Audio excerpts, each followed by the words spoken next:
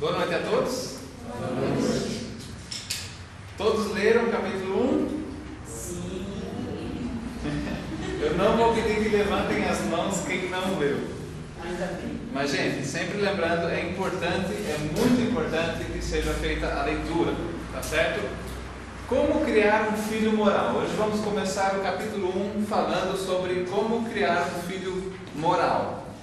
Todos os pais, por natureza, já têm aquele cuidado, né, de querer que o filho tenha tudo o que ele precisa. Isso a gente vê bastante na prática, na hora de preparar uma refeição, por exemplo, né? Os pais eles buscam preparar a melhor refeição possível, pensando em todos os nutrientes, para que as crianças tenham, né, a melhor comida possível. Mas o treinamento moral, né, do caráter dos filhos é a parte mais importante de todas, e muitas vezes é nessa parte que os pais ainda, né, dão uma vacilada.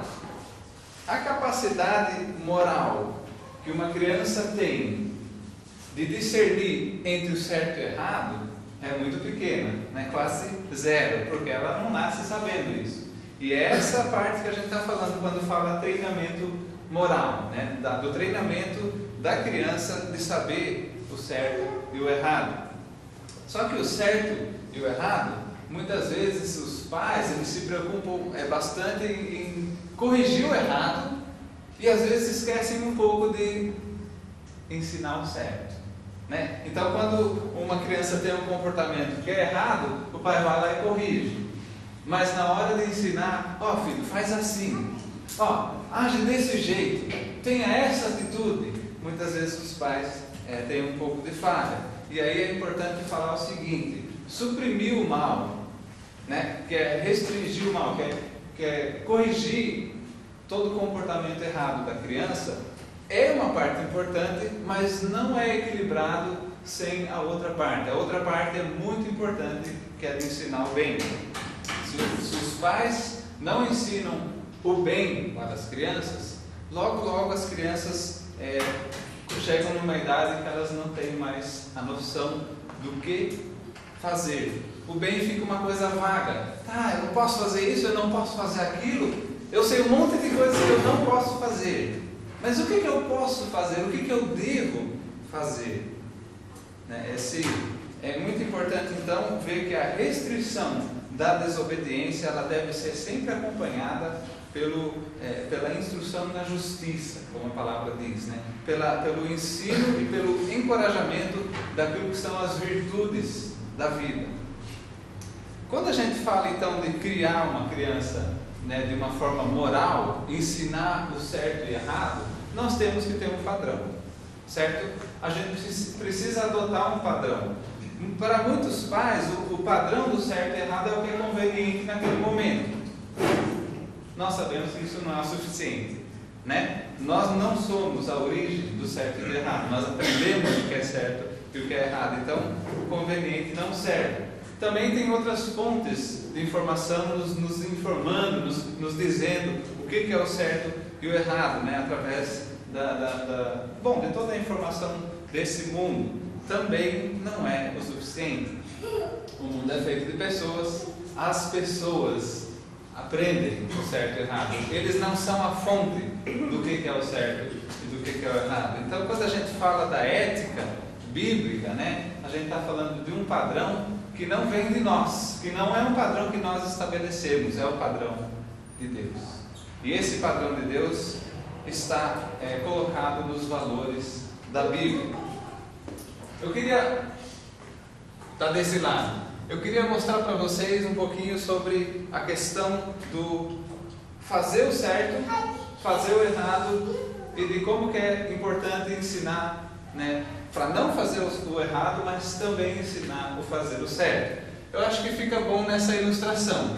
Aqui nós temos 3 níveis diferentes. Então vamos fingir que eu sou um excelente desenhista e nós temos um prédio aqui, e esse então seria o primeiro andar, esse o segundo, aquele o terceiro. Eu vou chamar esse primeiro andar de mal. Quando a criança faz o que é mal, ela está aqui. E o interessante é conduzir essa criança para sair desse primeiro andar e ir para o segundo, que é o neutro, onde ela para de agir errado, ela para de fazer o mal e agora ela está aqui no neutro. Então vamos colocar um pouquinho no quadro isso aí para ficar claro. Temos aqui o mal e temos aqui o N de neutro. Quando os pais conseguem chegar nesse ponto, às vezes aí já está satisfatório. Parou de fazer a maldade, né? Parou de puxar o cabelo do irmão, da irmã, parou de bater nos outros, parou, não está mais fazendo isso. Houve uma instrução: filho, não faça isso, filho, não haja desse jeito. E aí ele parou de fazer o mal, ele está no neutro.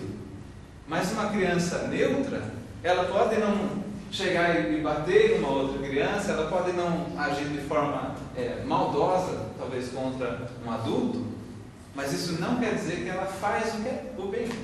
Então, nós queremos conduzir a criança ao terceiro andar, para que não só ela saia da natureza dela, né? Nós temos a natureza humana de fazer o mal, temos a natureza pecaminosa, e conduzir a criança para sair disso, para o neutro, já é um passo bom, mas uma paternidade equilibrada ensina a criança a sair do mal, mas também a sair do neutro, né? A fazer o bem, né? A agir de uma forma bondosa.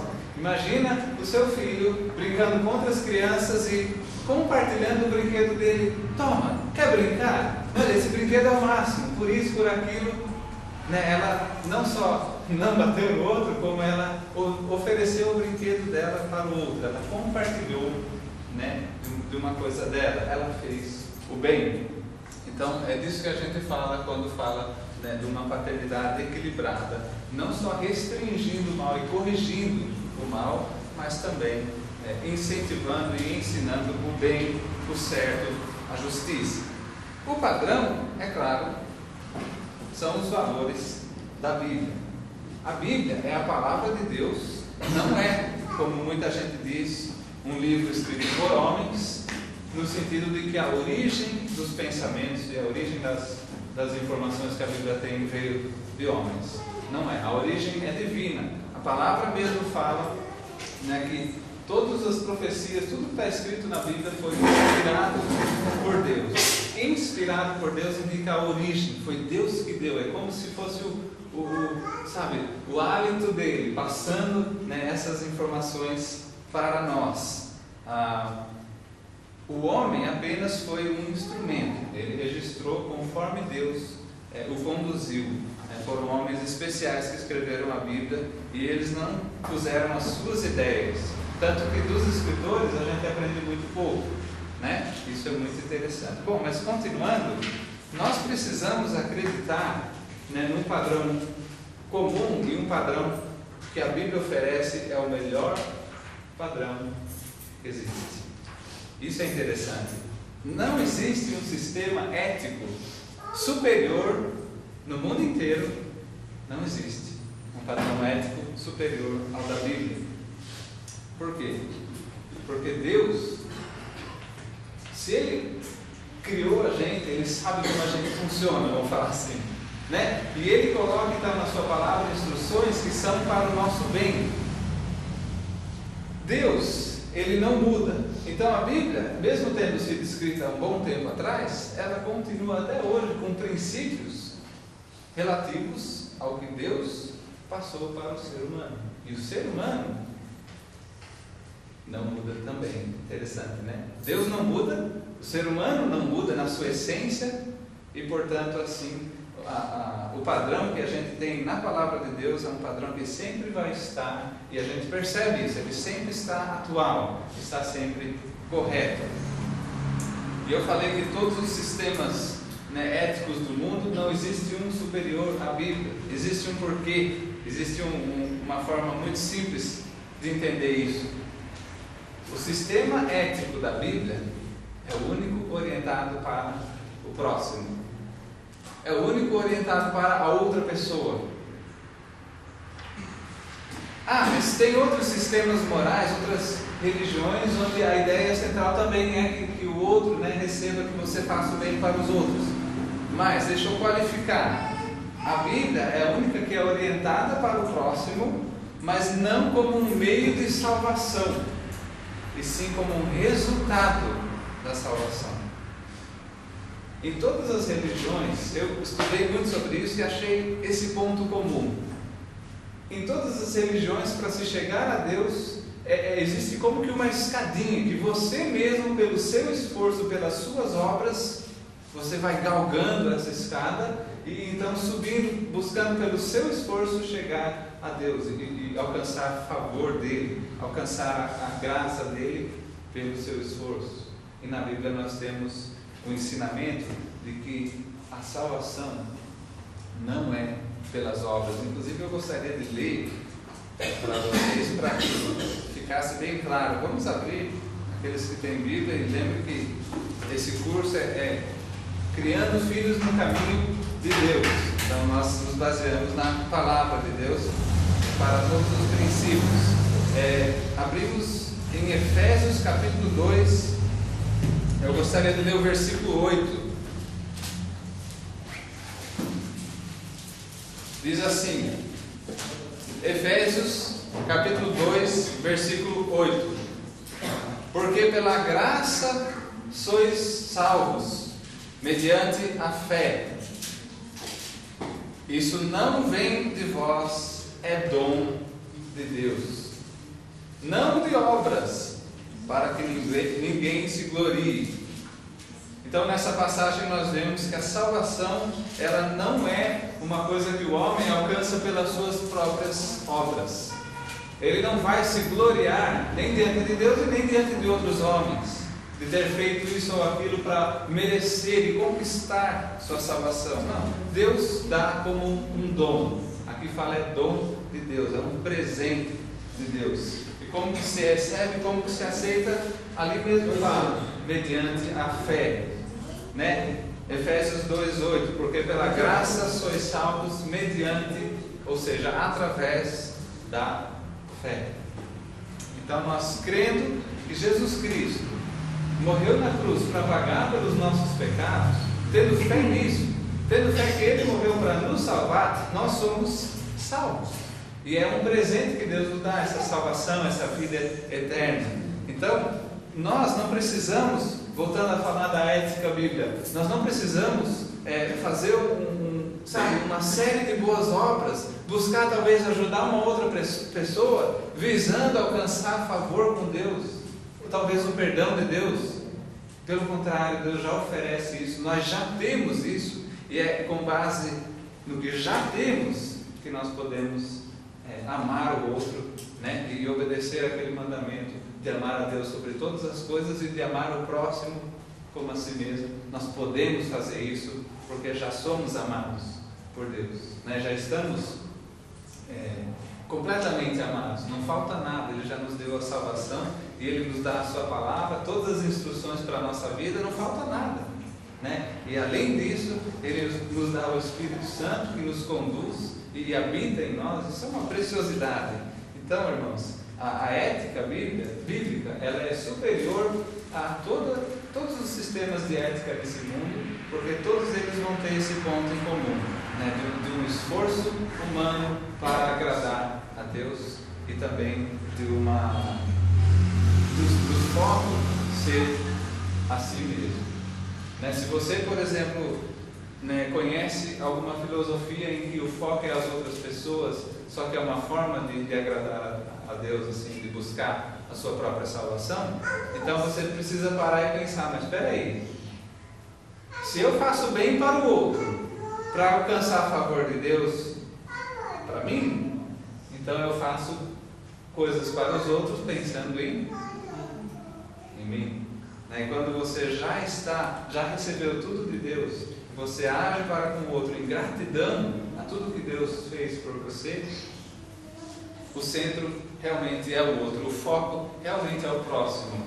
E é disso que nós vamos falar muito, a preciosidade dos outros, o valor das outras pessoas. Inclusive eu queria falar sobre isso, que na Bíblia nós temos a outra pessoa como sendo o que é importante. Veja, um exemplo fácil de lembrar é o exemplo da boneca de pano, que vocês ao lerem podem ler na página 23, né, desse primeiro capítulo. Ele fala da boneca de pano. Teve a filha do autor recebeu de presente essa bonequinha e nossa, se apaixonou pela bonequinha, então fazia tudo com a bonequinha, e alguns anos foram se passando e vocês devem imaginar como que fica o estado, né, de uma bonequinha de pano quando a criança leva de um lado para o outro. Certamente já estava suja, né, faltando alguns cabelos e remendada aqui e ali, né, com esses probleminhas típicos, mas para ela isso não tem importância. Então é interessante que os pais às vezes olhavam para a bonequinha e o que vale aquilo, gente? R$1, R$2, R$3, R$4, sei lá, pouca coisa, né? Um pedaço de pano, tudo sujo, remendado. Se fosse pelo valor intrínseco, né, pelo valor do próprio objeto, eles diriam, bom, isso aqui não tem muito valor, mas muitas vezes a filha deles dava a bonequinha para os pais e dizia, ó pai, toma muito cuidado como o pai segura a minha bonequinha. Cuida como o pai segura ela, né? Porque para ela tem um valor muito maior. Então ela não estava nem aí para o valor material necessariamente da boneca. O que era o certo fazer? Do ponto de vista do pai, agarrar a boneca de qualquer jeito? Pelo braço, talvez pela perna, pelo pescoço, pelos cabelos? Não, segurar como se fosse, né, uma coisa muito preciosa, porque para a menina certo? Então, a gente funciona mais ou menos dessa forma com Deus. Se a gente for olhar o nosso valor, qual que é o nosso valor? Quimicamente falando, somos terra, é ou não é? Do ponto de vista de Deus, somos pecadores, é ou não é? E do ponto de vista um do outro, você só tem valor para mim na medida que eu tenho alguma utilidade para você, né? Se você não serve para nada para mim, então você não vale nada. Se a gente for olhar do ponto de vista egoísta, certo? Do próprio valor do ser humano. Mas Deus nos fez, e pode ser uma boneca de, sabe, toda suja, de pano, tudo remendado, né? Nós, como uma criatura de Deus, nós temos valor para Ele.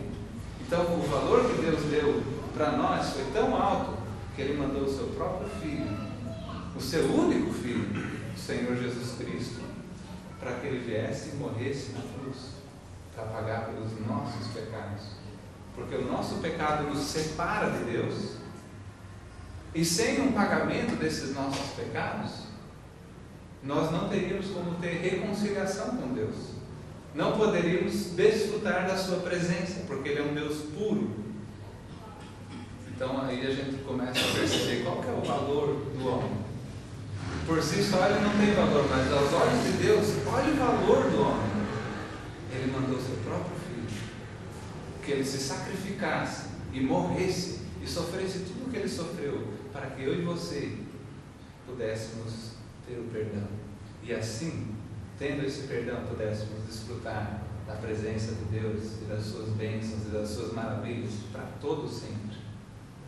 Tem algum valor o homem? Aos olhos de Deus tem, e muito. E é por isso que a gente fala da preciosidade dos outros, porque eu não devo tratar você com o valor que eu acho que você tem. Eu devo tratar você com o valor que eu sei que Deus dá a você. E a mesma coisa é com todas as pessoas. Nós devemos tratar uns aos outros com esse padrão de valor. E Deus nos ama tanto, nós devemos então considerar os outros também, devemos amar uns aos outros também. A gente assim segue o exemplo de Deus. E é interessante que uma criança, ela só vai aprender isso vendo você fazer, né?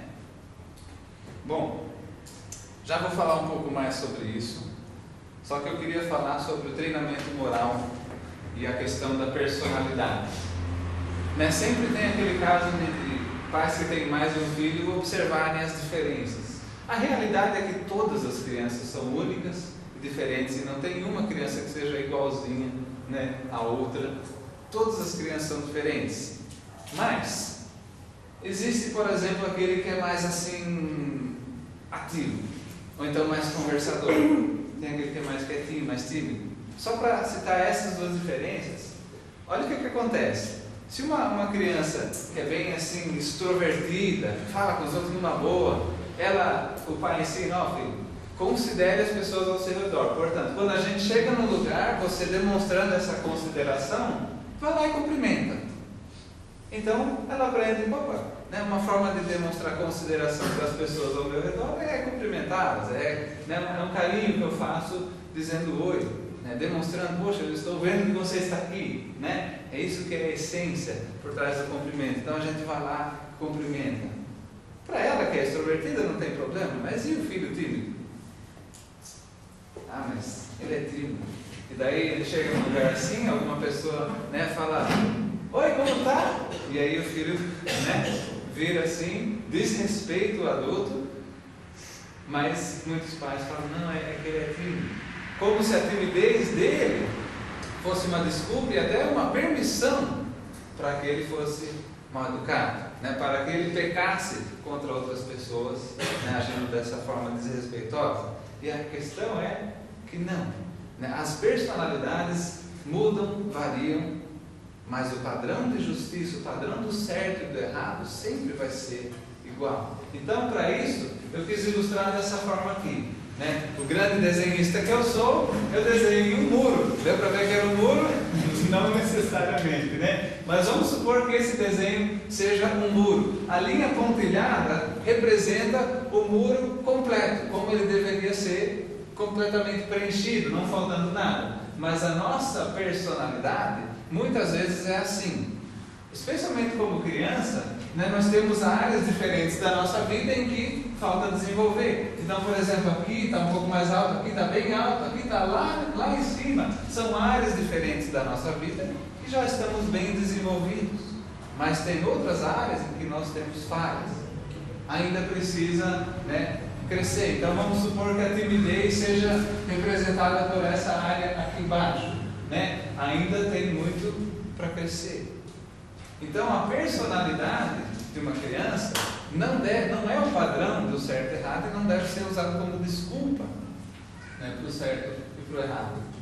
A questão é que Deus exige o mesmo de todos, e aqueles que têm já uma facilidade para cumprir o que Deus pede numa área, beleza, são as partes altas aqui. Mas aqueles que não têm facilidade naquela área, eles vão ser treinados a cumprirem o que é o certo e o errado, independente da sua dificuldade. Então, para alguns vai ser difícil fazer uma coisa, para outros vai ser difícil fazer outra coisa. Por exemplo, ainda no exemplo da criança tímida e da criança extrovertida, né? Para a criança extrovertida não é difícil ir lá e cumprimentar uma pessoa que ele não conhece. Para o tímido é. Mas para o que é extrovertido, às vezes é difícil fechar a boca e ficar quieto quando é hora de ficar quieto. Ele é extrovertido, ele é falador, ele não vai ficar quieto. Então, para ele, essa área já é mais difícil. Ao passo que o tímido, grande coisa ficar quietinho. Eu sei fazer isso, né? Eu sou isso, né? Então, a gente tem esse ensinamento, né? De que o padrão do certo e do errado, ele sempre permanece igual. Por quê? Porque Deus não muda e Ele coloca isso para nós na sua palavra. Uma grande pergunta: com quem começa o treinamento moral? Com as crianças? Não. Esse curso aqui é para as crianças? Não, né? Senão a gente mandava todo mundo embora e chamava as crianças. Gente, esse curso não é para as crianças, porque o treinamento moral começa com os pais. Os pais não têm como ensinar para os filhos uma coisa que eles mesmos não creem, não vivem ou não sabem. Eles não têm como passar para os filhos uma coisa que eles não têm. Então o treinamento moral começa com os pais. Nós mesmos devemos nos esforçar muito para alcançar, né, digamos, voltando para essa ilustração, para que nas áreas onde nós temos deficiências, que nós, né, recebamos de Deus a graça de amadurecer, né, de sermos treinados por Deus, de recebermos também, né, de todos aqueles que nos instruem, né, na parte espiritual, seja, né, um pastor, seja um amigo, um conselheiro que vai falar, está escrito assim, vamos fazer assim, etc. Mas daqueles que nos instruem, buscar esse tipo de treinamento para que nós mesmos possamos passar para os filhos o certo e errado, senão eles não poderão saber. E eu queria mostrar para vocês uma passagem fundamental, né, nessa ideia. Deuteronômio, capítulo 6. Deuteronômio é o 5º livro da Bíblia. Então lá no começo, e bem no comecinho, no capítulo 6, nós vamos ler os versículos 4, 5 e 6. Então, Deuteronômio 6, versículo 4 diz o seguinte: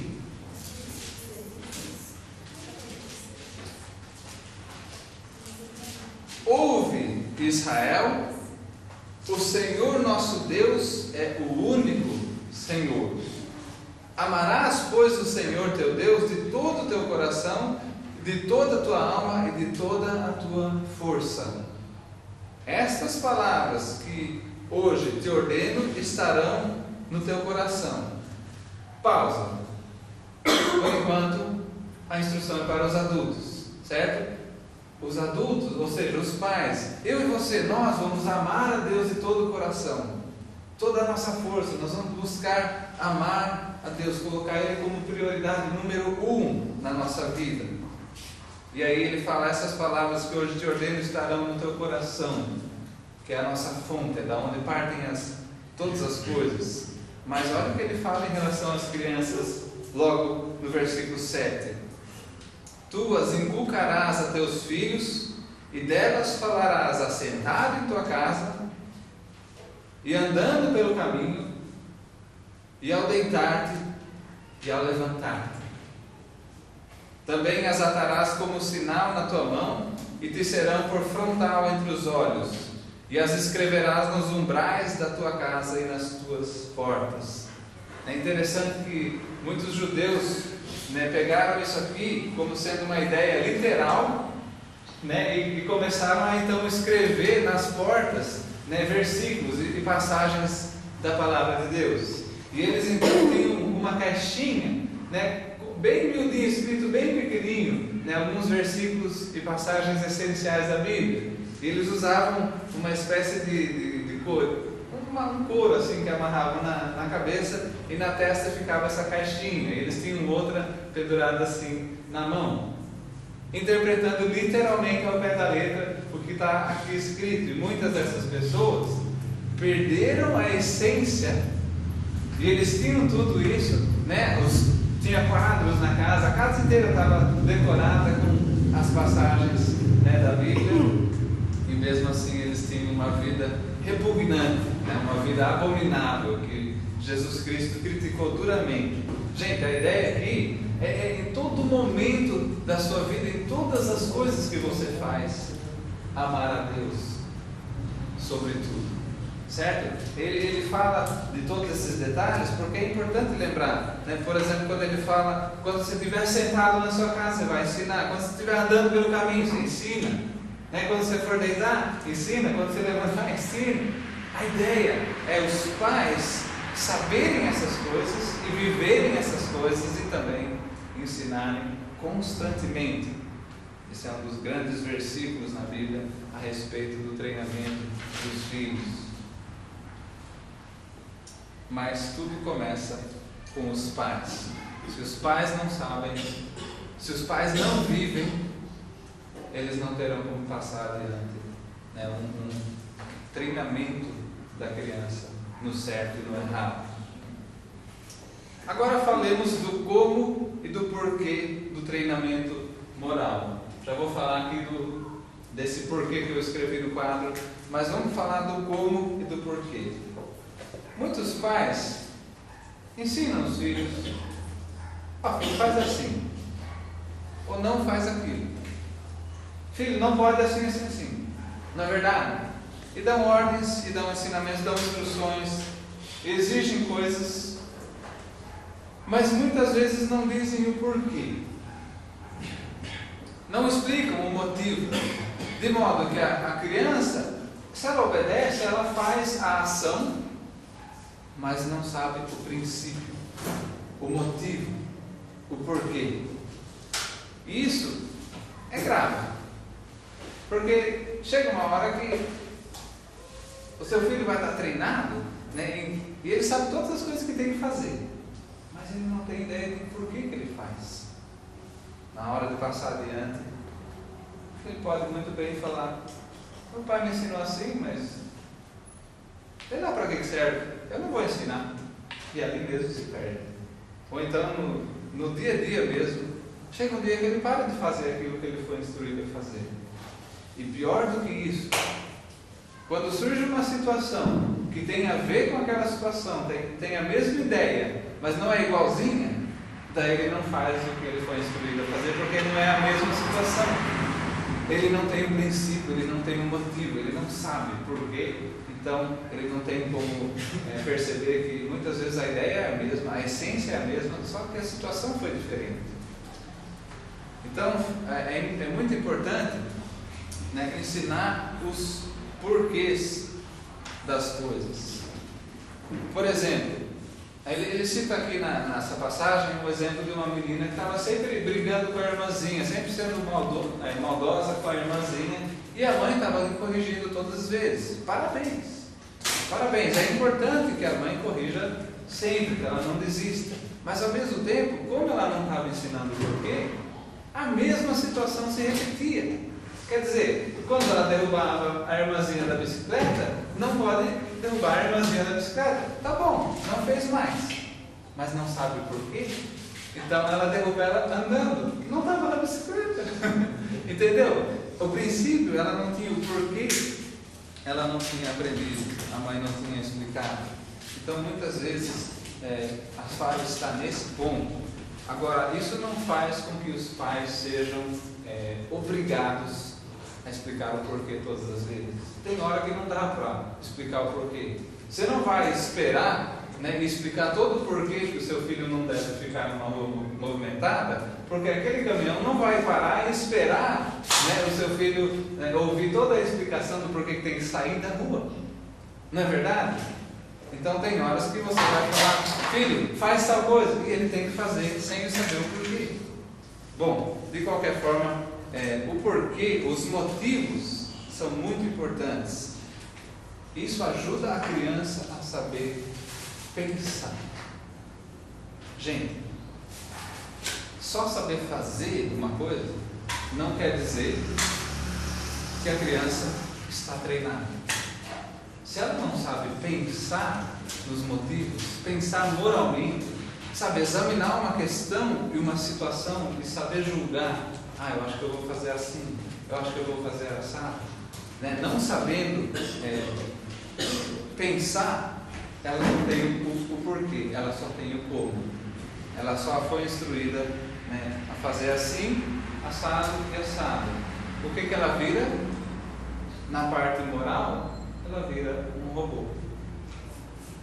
Ela simplesmente faz tudo, né, certinho, mas não sabe o porquê. É muito importante ensinar o porquê, e aí a criança ela tem como tomar as decisões sozinha, porque ela está pensando. Ela já sabe e ela aplica aquele princípio numa situação diferente e já sabe o certo e errado naquela situação também. Não precisa ensinar o como daquela, porque o porquê ela já tem. Um exemplo disso, um exemplo não, mas eu queria falar sobre os 3 porquês que existem. Né? Tem o porquê da curiosidade, né? A criança chega: pai, por que os passarinhos voam? Sabe? É uma pergunta que não tem a ver com a área moral. É um porquê curioso. E tem aquele: pai, por que o pai ajudou aquele homem que estava na cadeira de rodas? É uma questão moral, né? E ele quis saber o porquê. Ele quis compreender. Esse é o porquê da compreensão. E daí tem aquele porquê que os pais não devem responder, que é o porquê da afronta, é o porquê rebelde, é o porquê do desafio. Por que eu? Sabe, você até já consegue visualizar uma atitude junto com essa frase. Por que eu? Por que não ele? Por que eu sempre tenho que fazer isso? Por que? A criança, quando ela questiona a autoridade dos pais, ela não deve receber uma resposta ela deve ser corrigida no seu erro que foi desobedecer. Nós vamos chegar nessa parte mais para frente, mas só para vocês entenderem essa questão do porquê. É importante eles saberem os motivos, os princípios das suas ações, mas é importante também eles respeitarem a autoridade dos pais. Então existe o porquê prático, né? Ô filho, não chega aqui perto porque eu passei veneno aqui, que é um porquê prático, não está na área moral, mas o pai visando a saúde do filho fala, não chega perto. Ele deu uma ordem, mas não tinha a ver com uma situação moral. É um porquê prático.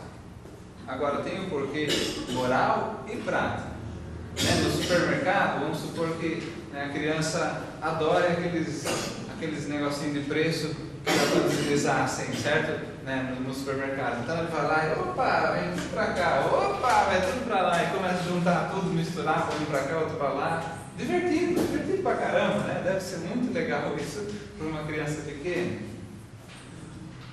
Mas aí o pai fala, ô filho, não mexe nas etiquetas aí do preço. E ele pode parar aí, né? Não mexe aí, moleque, né? Pode ser aquela coisa assim, autoritária, né? Ou ele pode dizer, filho, não mexe aí porque outras pessoas dependem disso aí para saber o preço das coisas. Então, você está olhando a questão da preciosidade dos outros, o valor daqueles que vêm após você. Isso é muito importante. Um dia é você que vai chegar ali e já passou alguém, você que vai estar no após, né? E às vezes não, é sempre muito desagradável quando a gente chega num lugar e está assim, vandalizado, destruído ou alguma coisa assim que a gente não pode. A gente perde o direito de apreciar alguma coisa porque alguém não pensou naqueles que viriam após, né? Então, fornecendo o porquê moral e prático, né? Tem a parte prática também. Não só as outras pessoas vão olhar esses preços, mas para não ter erro nos preços, né? Para não ter um erro. A parte de ter erro é uma parte não moral também, é prática. Mas ele deu o prático e o moral junto, certo? É muito importante os pais saberem ensinar os porquês das coisas. Na parte dos fundamentos do curso Criando Filhos no Caminho de Deus, que nós já vimos, nós vimos um pouquinho sobre os dois extremos de paternidade. O extremo dos pais autoritários, que chega e manda e impõe a sua autoridade e não dá motivo nenhum, não explica porquê. E isso é errado porque justamente ao fazer isso eles não dão razões, nem prática, nem moral, nem razão nenhuma, simplesmente faz porque eu mando, moleque, né? Ou seja, né? Faz ou vai ter consequência. E assim, usando da autoridade dessa forma e não dando o porquê, eventualmente a criança vai ficar irritada, porque ela nunca sabe o que é para fazer. Ela nunca sabe, porque ela nunca recebe os porquês, os motivos. Ela nunca recebe os princípios. Então, às vezes, ela está se esforçando para agradar o pai, fazendo uma coisa que ela acha que está certo e toma na cabeça, porque não foi instruído, né? E estava errado. Como que ela ia saber que estava errado? Não interessa, estava errado. Sabe aquela coisa assim, cruel? Essa é a forma autoritária, e a paternidade autoritária, ela é bem danosa, ela estraga as crianças. Ela cria uma criança que por fora ela tem uma aparência de ser certinha, de ser moral, mas por dentro ela é oca, ela não tem nenhum dos motivos, né? Por que eu faço isso? Por que eu acho? Por que eu sou comportadinho? Não sei, meu pai me mandou assim, né? Agora, os pais permissivos, né, eles, que é o outro extremo, aqueles pais que, sabe, deixa rolar, deixa tudo, não corrige a criança, eles preferem mexer no ambiente, mexer e manipular nas coisas ao redor, mas não corrige nada. É brincadeira inocente. Se a gente for olhar aquela ilustração do supermercado, sabe, a criança mexendo ali nos preços, inocente, não está nem aí. Aí vem alguém atrás e vai olhar o preço, opa, tá barato pra caramba, né? Chega lá no caixa, não percebe, vai tudo, porque tem um monte de coisa, chega em casa, vai conferir, né? Surpresa, né? Desagradável, não estava tão barato, aliás, estava bem caro, mas por quê? Porque outra pessoa não respeitou, né, o que vinha depois, não estava nem aí e deixou a criança fazer o que ela bem entendia. Então, dos dois extremos, né, tanto aquele que é agressivo e autoritário e diz, né, não faz e pronto, extremamente rígido, quanto aquele que deixa rolar, deixa tudo, a criança ela fica sem saber os porquês. Ou seja, ela não é treinada na moralidade e na ética. Ela não tem como tomar decisões do certo e do errado, porque ela não sabe o certo e o errado. Não foi treinada dessa forma. Ou seja, não foi criada moralmente. Ela não tem como pensar moralmente. E é isso que a gente... Hoje a essência é essa. Vamos pensar sobre isso. Como criar os nossos filhos de uma forma que eles mesmos aprendam a pensar moralmente, né? Fornecendo o porquê. E nós mesmos precisamos rever, né, os nossos princípios, os nossos porquês, porque, como a gente falou antes, tudo começa com o Pai. Nós somos os recipientes que vão passar então essa informação para os nossos filhos. Bom, tem alguma pergunta?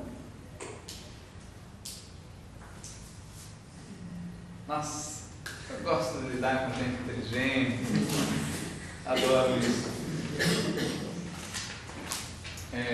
As perguntas surgirão quando formos fazer os exercícios. Se vocês olharem na página 28, né, pode checar na página 28 do capítulo 1, tem o questionário de revisão e nós vamos ver, né, essas perguntas na aula que vem, antes de ver o capítulo 2. Então, lembrando, para a semana que vem, leitura do capítulo 2, para que estejamos, né, todos prontos para examinar o que está aqui, e também responder o capítulo 1. E eu gostaria de chamar a atenção ainda na página 28, naquele item que chama Nesta Semana em Casa. Já comentei com vocês sobre esse deverzinho, né? Eu vou ler o primeiro. Diz assim: prepare-se para compartilhar com a classe como seus filhos foram ajudados a reagir corretamente quando você forneceu os porquês práticos ou morais. Então, gente, vamos praticar isso em casa, vamos fazer isso com os nossos filhos e depois ter como contar, eu fiz em casa e ajudou assim, assim, assim, ele reagiu dessa forma, olha como ficou melhor. Eu acho muito interessante que, mesmo que a gente resuma um pouco, tem coisas que a gente acaba pulando, né, da parte da leitura mesmo. Enquanto eu estava lendo, uma coisa me chamou a atenção, eu não falei antes, mas queria falar agora. O pai deu uma instrução para o filho, né, em relação àquela ideia lá do supermercado. Ele falou: filho, né, não mexe aí, porque outras pessoas vão vir e vão precisar ver o preço certinho. Então, se você mexer, vai atrapalhar eles. Então, não mexe aí.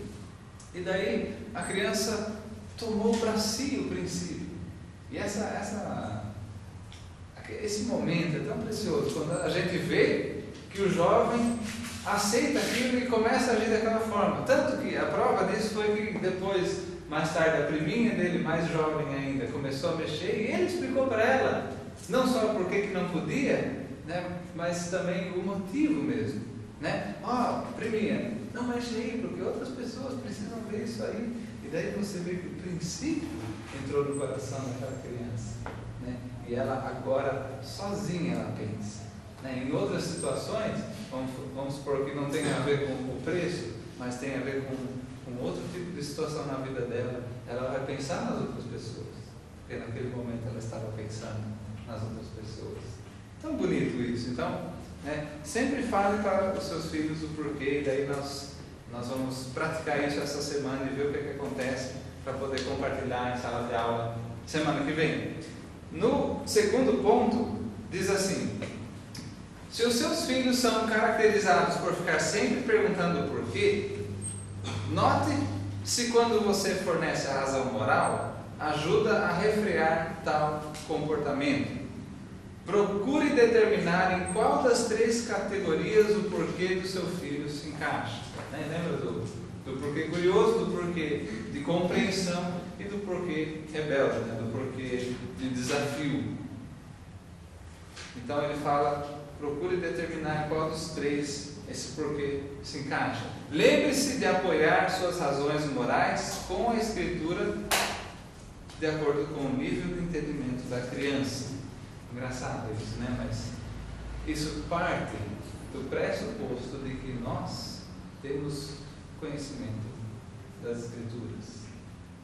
E é claro que ninguém nasce sabendo, é claro que ninguém nasce ou cresce e já sabe a Bíblia inteira, mas alguma coisa a gente sabe, e a partir disso nós vamos ensinar, mas não deixar que fique só nisso. Gente, vamos crescer, vamos buscar mais compreensão da Bíblia, vamos buscar a instrução espiritual para que nós possamos também instruir nossos filhos. Esses seriam os 2 deveres nessa semana para fazer em casa. Beleza? O 7, que for os fundamentos do curso Criando Filhos. Esse já está feito, né? Nós fizemos antes do começo dessa aula. Exato. Quem não leu seria interessante? Não. É mandatório, é obrigatório. Nós devemos ler. Tá certo? Eu faço questão disso porque eu sei como é difícil colocar em prática absolutamente tudo o que a gente aprende. Se a gente não lê, então, imagina o pouco que a gente vai passar. Esses são os nossos filhos que a gente está estudando.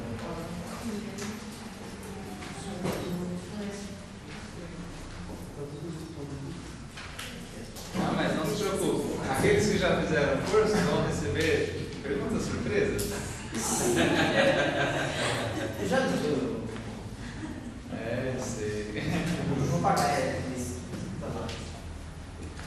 Muito bem, eu gostaria de convidá-los a se levantar, vamos ficar em pé para terminar em oração.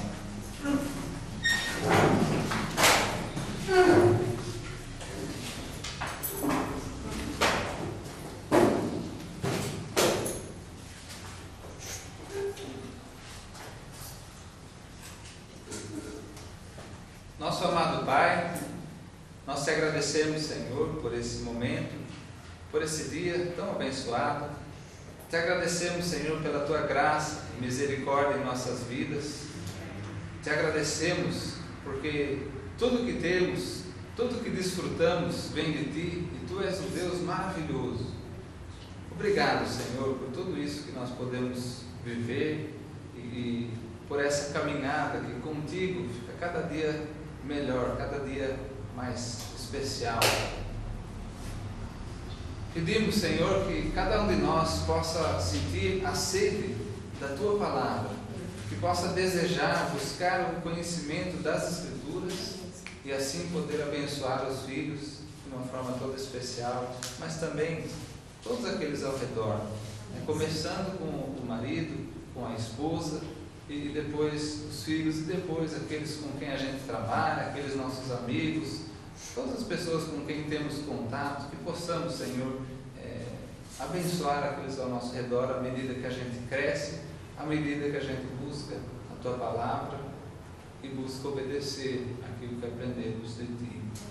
Nós pedimos que durante essa semana possamos lembrar daquilo que estamos estudando, colocar em prática com os nossos filhos, de modo que eles possam também ser abençoados por esse momento que estamos aqui estudando juntos.